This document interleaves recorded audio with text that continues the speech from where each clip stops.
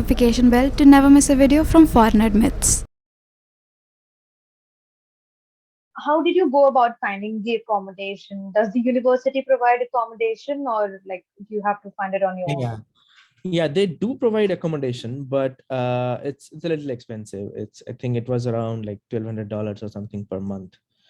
Uh, so what I did was I uh, kind of like tried to, so there are like Facebook groups Hmm. that are created for like the university housing. It's not like official, but it's like a big group, like a lot of like thousands of people are there. So people kind of like try to, so my program started in summer because it was 1 year plus another quarter. So that another quarter was during the summer. So during summer, the issue was, most of the university is shut down for like summer Okay. vacation and things like that. So I tried to, reach out to people who posted in that Facebook group, were trying to sublease their housing, and try to reach out to them and kind of like did like a video call to see the house before I finalized. And then Okay. when I reached here, I went and then, kind of like had the final contract with them.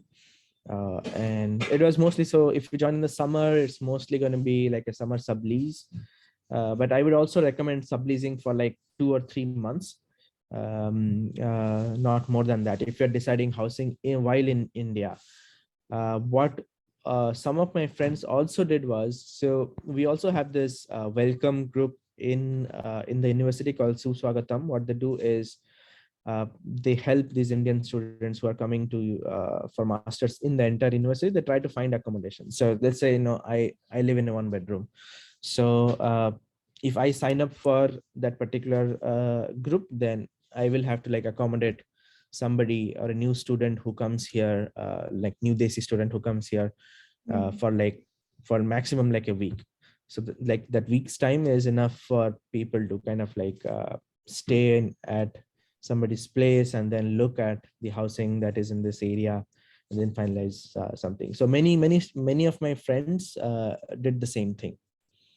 So Okay. it again will depend on what is available within the university. But yeah, it should not be like stay close to the university.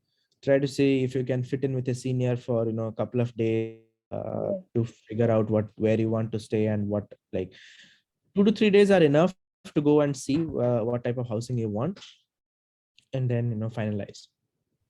So what is the approximate, expenses like monthly I'm talking about a student should actually keep in mind before, planning to travel. So like the rent and groceries, like approximately. Yeah, that depends on the cost of living actually. So I'll tell about Seattle. Seattle is like a little high cost of living. West Okay. Coast in general has high cost of living.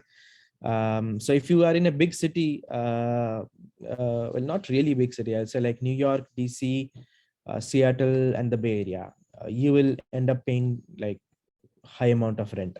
So when we came here in 2017, our monthly rent was, so I was sharing a room, right? So if you share a room, you would probably end up paying around 500 to $600, Okay. and then like the overall room rent would be like 1,000 to 1,200 dollars per month.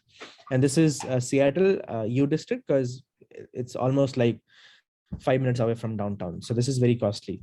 But if you move to say like the suburbs, it may be a little cheaper, but then the transportation is another issue, right? So a lot of students, they will Yeah. stay in this U district area. So yeah, I would say in Seattle U district, $1,000 per room is like a good budget. It may be a little less than that. Like there are some housings which are built for students. They keep Okay. students in mind, so they don't have like big hall like a drawing room. They don't have those. So they will have like two small bedrooms, and then like a very small space for like dining, and then they will have like kitchen and bathroom, right? So Hmm. those kind of house will cost you, that in the entire house is going to cost you around, I'd say like 1,500 to 1,700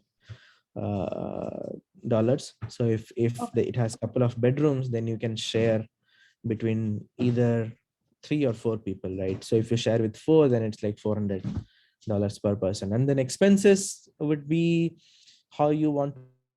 Of course, like students will generally want to cook food and everything. So if you do that here in Seattle, I'd say like probably uh, $500 to $600 per person.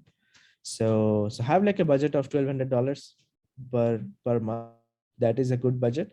And then, if you end up spending less, you end up spending less, you end up saving. Yeah.